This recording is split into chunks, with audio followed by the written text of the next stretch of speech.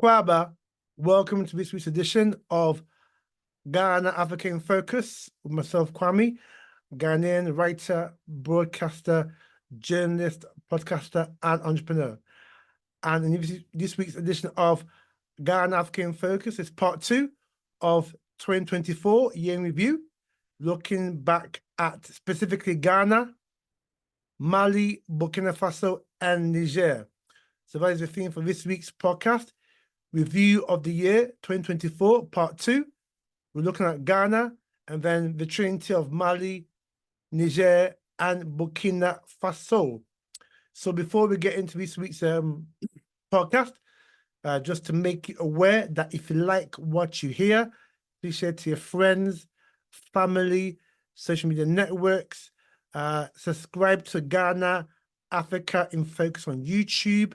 I want to get as many subscribers as we can, so subscribe to YouTube and also hit the notification bell, meaning that every time I upload a new podcast, YouTube will notify you of that. Also on Spotify as well, just look out for Ghana Africa in Focus on Spotify, then click the follow button, meaning that every time I upload a podcast, Spotify will notify you. So if I've got 550 followers on Spotify, thank you very much for all those who are following me and also subscribe to Ghana Africa in Focus on Spotify. All right, so let's get into the podcast, looking about the year in review 2024, part 2, looking at Ghana and then also developments, the big developments going on in Mali, Burkina Faso, and Niger. All right, so we start with Ghana. So it's been a very, very difficult year in Ghana. As you are aware, if you've been listening to my podcast throughout the year, 2024, and also if you're a regular listener to Ghana Africa in Focus. So this year in Ghana, culminating in the election, I'll talk about that in a minute. But, throughout 24, we've had the cost of living crisis in Ghana. We've also had the power outages in Ghana, and they're continuing right now as we speak. Difficulties with the economy, and many people find it hard to live in Ghana, to the extent that, a lot of Ghanaians, particularly in the last 2 to 3 years, have left the country. So Ghana, added to that, as I reported earlier on in the year, a lot of big companies have left Ghana due to the high cost of doing business and also the high interest rates and also the economy as it is right now. And added to that, the bond issue, the pensions, part of the debt restructuring has also hit many Ghanaians, particularly the sort of middle to upper class who have bought government bonds and also those who have pensions as well. So it's been a very, very difficult year in Ghana. So all this, leading up to the December 7 elections. And there were some concern, particularly amongst the opposition parties, that the ruling party, the NPP, would actually rig the election. And, there are plans to actually rig the elections to ensure that the NPP retain power. But the Almighty and the ancestors being so good, it didn't matter what NPP did. They were predetermined to lose the election because of everything that I've just mentioned in terms of the economy, the cost of living crisis, the power outages, the lack of employment for our young people, the debt restructuring issue, whereby people had their pensions cut and their bonds cut as well. All that was a backdrop to this election season, and as we saw in the election itself, the NPP took a massive defeat. In actual fact, the NDC's victory was the biggest margin in the Fourth Republic. So the NDC opposition won 56% of the vote. The ruling party, NPP, won about 42%, 43% of the vote. And then smaller parties, basically hardly registered. I mean, the third largest party, if I put it that way, within the Ghana election cycle or sphere was Nana Kwame Bediako New Force Movement, Cheddar. But he only got, something in the region of 25,000 votes out of a electorate of 18 million votes. Yeah. So what Cheddar got is less than 1%. In actual fact, it's a quarter, 1% of the total votes that were counted on December 7th, December 8th. So that tells us, right, that Ghana, despite what they may say, what they may think, Ghanaians are not ready for a third force. Even Alan Chamating and his movement for change, a butterfly movement, they think they came fourth with something like about 7,000 votes or within the region of that. So it proves that Ghanaians are not ready for a third party. Yeah. And I think in Nkrumah CPP even didn't have any votes. So, the former party or the party of Sergeant for Dr. Kwame Nkrumah, needs a massive rebuild. And I don't know what's going to happen to that party. It could disappear into oblivion. But like I say, Ghanaians are not ready for a third force. And so there was, massive, swing to the NDC. Even the Ashanti region, which is a stronghold of the NPP, the NDC got a staggering 34%. Now, that's never happened before in any election in Ghana. Yeah. So the fact that NDC got 34% of the vote in the NPP's, big stronghold proves two things. That one, NPP supported, some of them deserted NPP and voted for NDC. And that two, that a lot of NPP supporters stayed at home. So rather than vote for any of the opposition parties and vote for the NDC, they stayed at home. And that showed the discontent that became apparent on election day. But this discontent has been brewing for many, many months, with the wanton corruption and the issue of the finance minister, Ken Ofriata, and his mismanagement of the economy. These things led to many hardcore NPP members staying at home and not voting at all, while some, voted the NDC. And as also, even the Eastern region, which is the home of the president, the Eastern region, in the NDC, the opposition got 48%. Yeah, it was neck and neck with the NPP. So that tells you that the NPP suffered a massive defeat because in your two biggest strongholds, Ashanti and Eastern region, if the NDC got, massive votes in those two strongholds, that is proof that a lot of people who were NPP didn't vote, stayed at home, and also B, that a lot of NPP supporters switched at the last minute to the NDC. And so, NPP suffered a massive election defeat. And, there are many people saying that, it is Akufo-Addo's fault, it is this person's fault, that person's fault. But at the end of the day, the buck stops with the president of Ghana. Yeah. And he's the leader, who was the leader of the NPP before Mahmoud Bawumia became the flag bearer, I think around about September time, to lead the party. And so the current president, Nana Addo Akufo-Addo, has a lot to answer for in terms of this massive defeat by the NPP. And even to the extent that NPP lost a lot of MPs. So I think in the parliamentary elections, the NDC has got a 2/3 majority. They've got a whopping 185 seats in the 275 Parliament of Ghana. So this is a crushing blow for the NPP and a crushing victory for the NDC.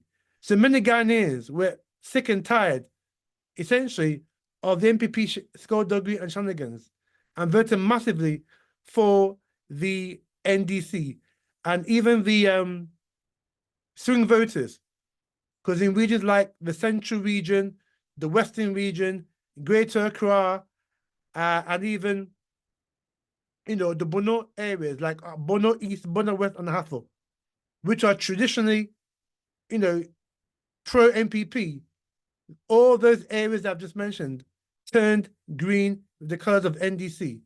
So showing that there was a massive discontent with the electorate in Ghana, and Mahama is now the president-elect of Ghana.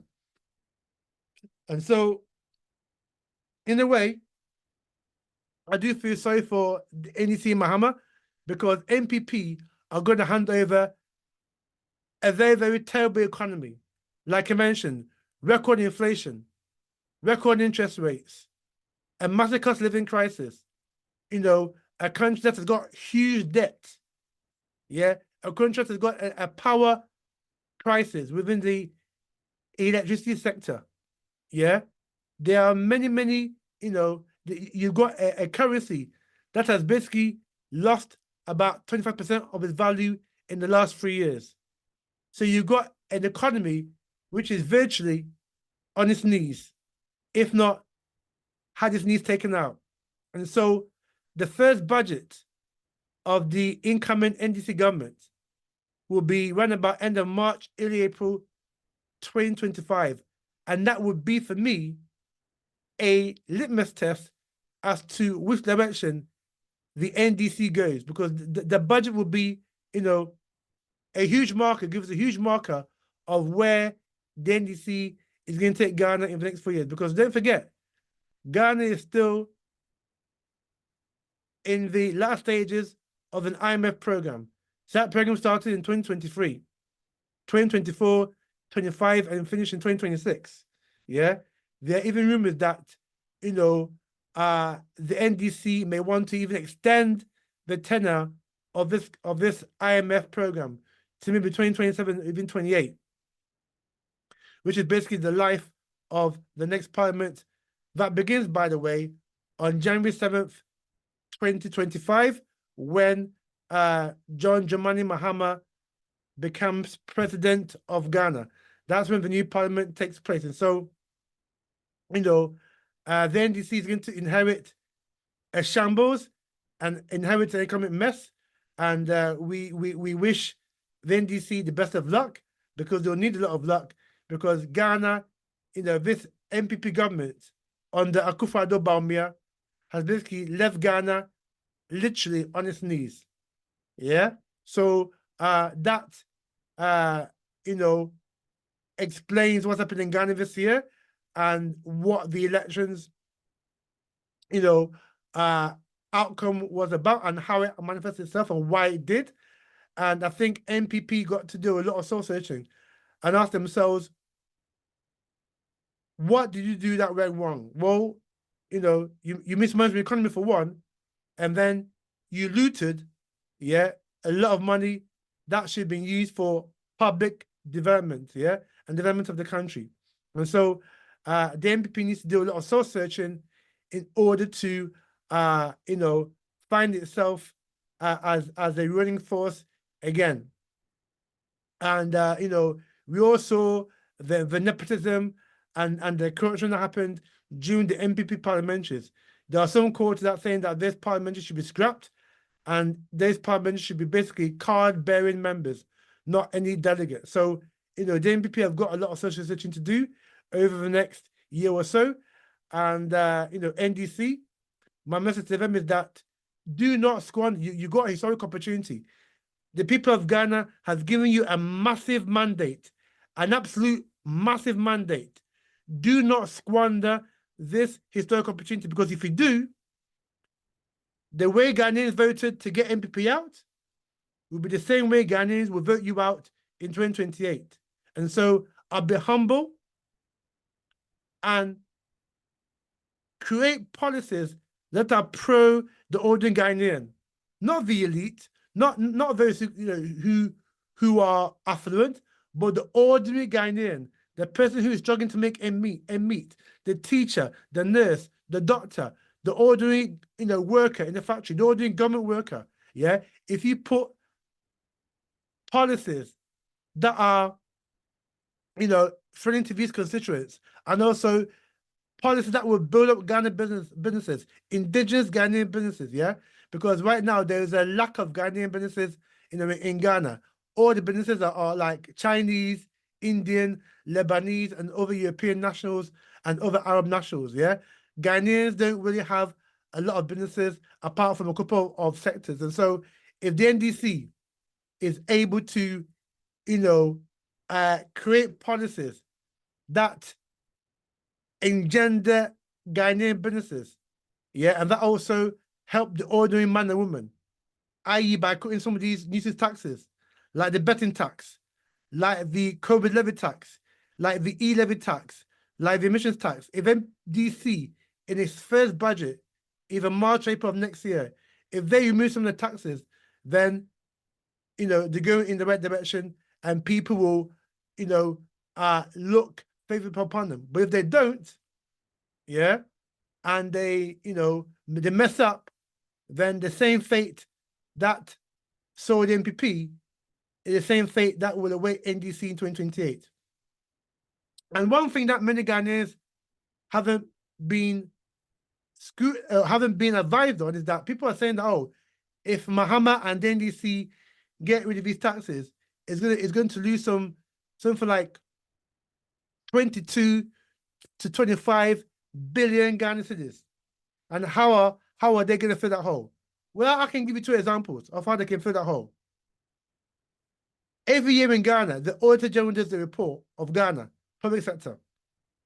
And did you know, particularly to my Ghanaian audience, that every year, the public sector in Ghana loses the equivalent of $2.5 billion a year because of corruption and also, procurement mismanagement within the system. Yeah, $2.5 billion.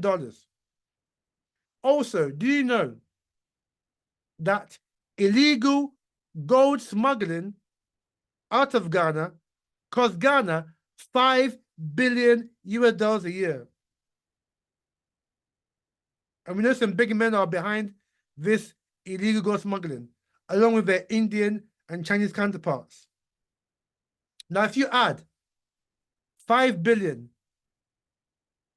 of gold smuggled illegally out of Ghana, you add that to $2.5 billion that is lost annually because of corruption and theft in the public sector. That is $7.5 billion. Let's call it $7 billion. Times that by, right now it's about 14 cities to a US dollar. So times 7 by 14, that's 98 billion Ghana cedis that Ghana will be earning if it stopped the corruption in the public sector and also stopped the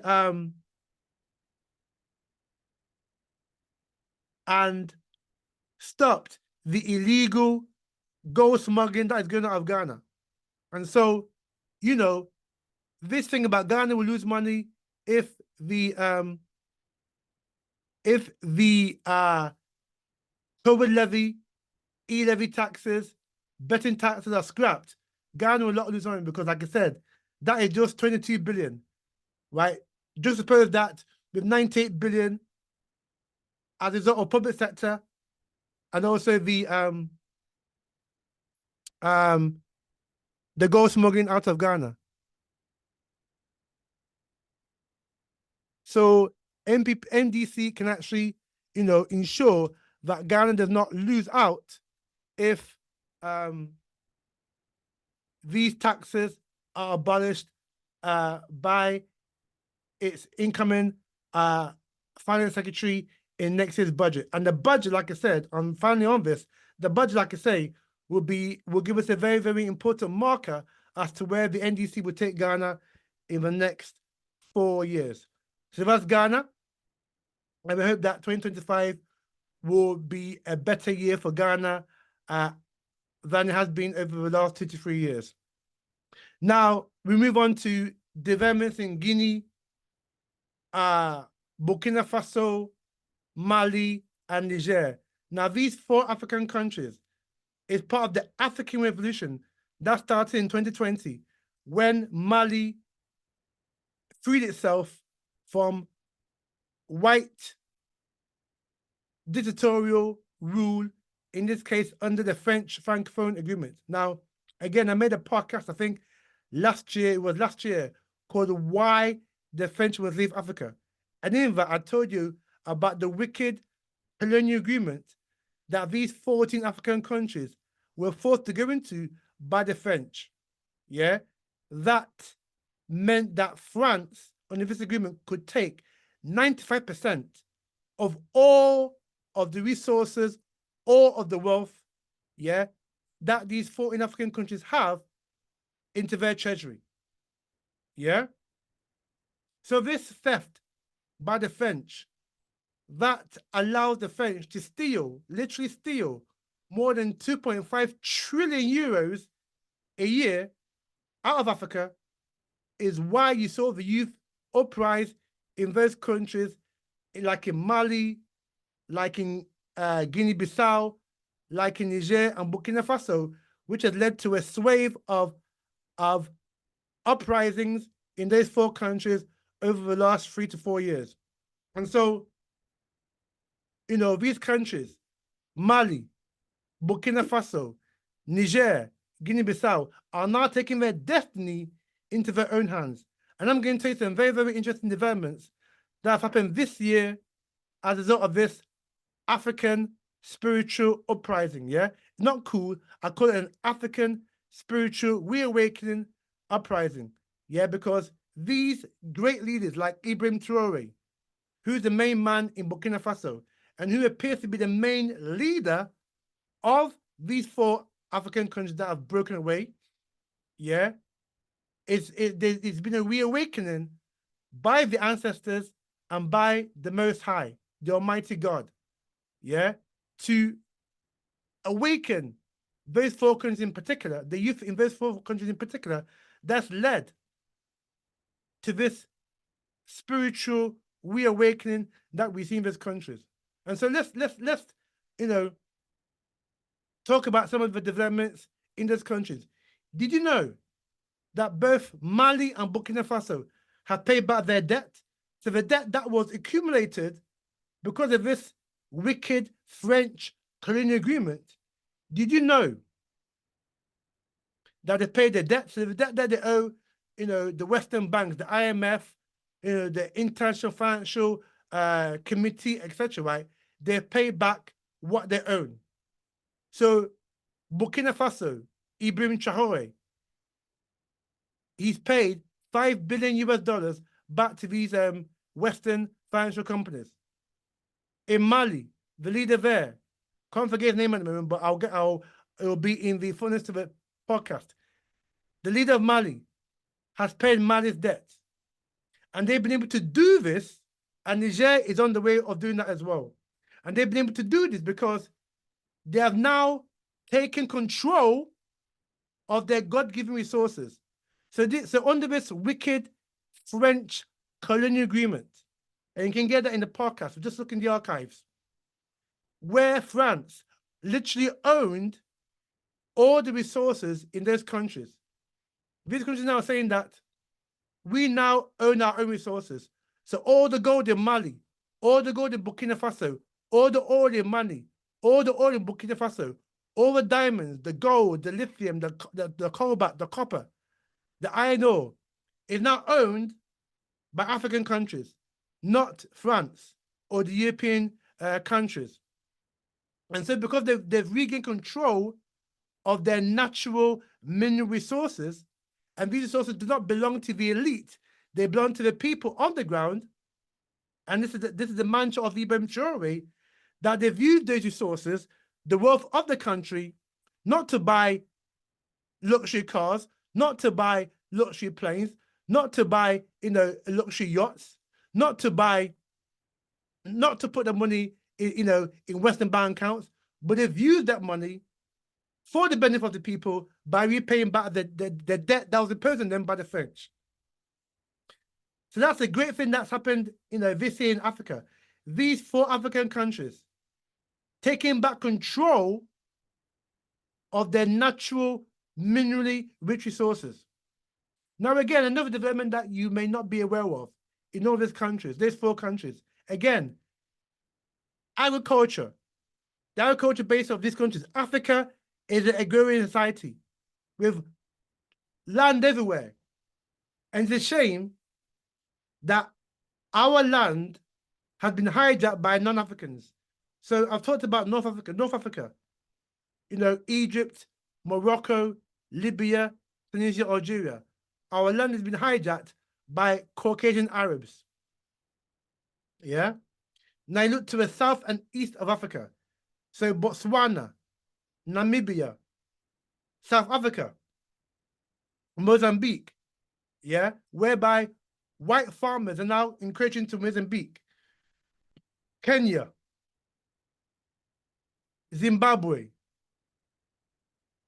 all that area of southern East Africa, right? The land, a lot of the land now is in white hands, yeah? So there's the agenda whereby the European, the Arab, and Chinese and Indians are coming into Africa and buying large tracts of land. And what that is doing is making our people landless, stateless, and more importantly, don't have food to grow. So knowing this, what Ibrahim Traore and the other leaders have invested a lot in agriculture. So for example, what's happening in Burkina Faso is that Ibrahim Traore has given, people who want to get into farming, tractors, other machinery, organic seedlings, and that kind of thing to farmers. He's basically subsidizing farmers. Yeah, that if you want to grow food, here's the land, and we'll give you seedlings, and we'll give you the machinery to help boost your farm or your plot of land that you've got. Yeah. So this year, the leaders of Mali, Burkina Faso, Niger, and Guinea-Bissau, they spent a combined $10 billion on developing the agriculture base in their own countries. $10 billion. Meaning that these countries understand that in order, or the basic thing of nation building is that a nation has to feed itself. A nation that cannot feed itself will sooner or later die. So rather than depending on importation from outside forces, and the food that they bring to us isn't that good because it contains a lot of chemicals and antibiotics and steroids, these 4 brave African leaders have invested in their own people, in their own farmers. Yeah, and that's a no-brainer. That is a win-win situation. Again, another development that is going on in those 4 countries, they formed an alliance called the AES. Yeah, which basically means Sahelian Alliance. So it's a bit similar to what Nkrumah did in the Casablanca group before the so-called OAU in 63. Yeah, and within that AES, the Alliance of Sahelian States, they said touch one, touch one, touch one, touch all. So there's a military pact that they signed between the 4 countries, because ECOWAS, which for me is the toothless dog, has become a Western neo-puppet. They wanted to invade one of those countries, yeah, to show that ECOWAS has got teeth, or got teeth rather. But the ordinary African public within West Africa did not want bloodshed on their front door. So they told the ECOWAS chairman at the time, Nigeria's Tinubu, that you dare send our troops to fight a war, which is not of our making. We don't want any war. Yeah? And Ibrahim Traore said, if you touch one of our countries, right, then you got the whole, you got a lot of us. So if you touch Burkina Faso, you also touch Mali, Niger, and Guinea-Bissau. If you touch Niger, you got Guinea-Bissau, Mali, and Burkina Faso. And so this has sent a strong message to a defunct and meaningless ECOWAS that the time for ECOWAS days are numbered. Yeah, and various four countries have left ECOWAS and have formed the Alliance of Sahelian States, AES. And so this is a fantastic development that has taken place this year. Again, you know, they've actually introduced a passport for those four countries. Yeah, a microchipped e-passport, making travel, tourism, and doing business within the four countries very, very much easier. So rather than get a visa, yeah, rather than get, all these passports, whatever, they've linked everything together, and you have now one passport where you can travel anywhere in those four countries. No visa, no charges, no discharge, no hidden charges, hidden costs. You got e-passport, a AES e-passport gives you the license to go to any of these four countries. And for me, that's a great development because Africa beyond borders. Africa is living on borders that were created by non-Africans. Yes, so we Africans didn't create the borders. So the borders you see in Africa today were not created by ourselves. It was created by the enemy, the European, in the 1884, 1885 Berlin Congress. Yeah? And so this is a fantastic achievement that these leaders have done by creating a common passport for the four countries. And finally, when we look at development now, there's two things before I wrap on this. Firstly, there's talk of a single African currency, the CFA. Yeah, and they're going to use gold, yeah, to back up that currency. So as far as I'm aware, I think Burkina Faso and Mali and Niger are going to complete their gold factories early 2025. Now, once that's done, that will be a game changer, and that will allow these countries to use their gold to back up the currency that they're going to launch, hopefully, if not 2025, then 2026. This will be a game changer because that will mean now more than ever that these four countries have the military power as well as the economic power to pursue agenda that they want to pursue, rather than pursue agendas that the European, the Asian, the Chinese want to allow them to pursue. And lastly on this, we're noticing great developments going on in terms of infrastructure, in terms like there's meant to be this great road that links the four countries, and also a train network that's going to link Burkina, Mali, Niger, and Guinea-Bissau. So that's something to look out for in 2025, where these four African countries are taking their destiny into their own hands. And we know that the European has tried to kill Ibrahim Traore at least 10 times. Also tried to kill the leader of Guinea-Bissau, tried to kill the leader of Mali, tried to kill the leader of Niger. Why? Because the African emancipation project, what these four countries are embarked upon, is not in the interest of the West. In actual fact, it is anathema to the West.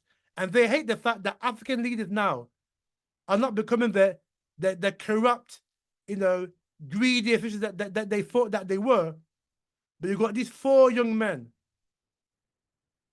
spearheaded by Ibrahim Traore, who are now taking matters into their own hands and taking the destiny of their people into their own hands. And this is something that the West do not like. This is why Ibrahim Traore is on death list, and so the other leaders. Yeah, because the European has never wanted the African, like Kwame Nkrumah says, to manage his own affairs. They always want us to be in a sub-serving position, a position of servitude. Yeah, and these four African leaders are saying no. The time for slavery, the time for being servant is done. We are now taking our destiny into our own hands. And in 2025, we look forward to some more great developments by these four countries. And we also hope that other countries like Senegal and others join the AES, because we don't need to, we don't need BRICS. We don't need the G20. All Africa needs is to come together, as what Marcus Garvey told us and what Dr. Kwame Nkrumah told us, come together and form one big African bloc whereby Africa can be on the table of international affairs. And so I thank you for listening to this edition of Africa in Focus. 2024 has been a very, very interesting year across the continent. I believe that 2025 will be no different. So watch out for events in Kenya with Ruto. Watch out for the Venezuelan Alliance, these 4 great countries. Watch out for developments in Ghana and other countries. 2025 promises to be a very, very fascinating year for African people. And so for myself, Kwame, and from all the crew here on Ghana in Focus, on Africa in Focus, thank you very much for listening over the last year. We've had a lot of great feedback. We've also grew the podcast, about 40% from last year. So thank you to everyone who's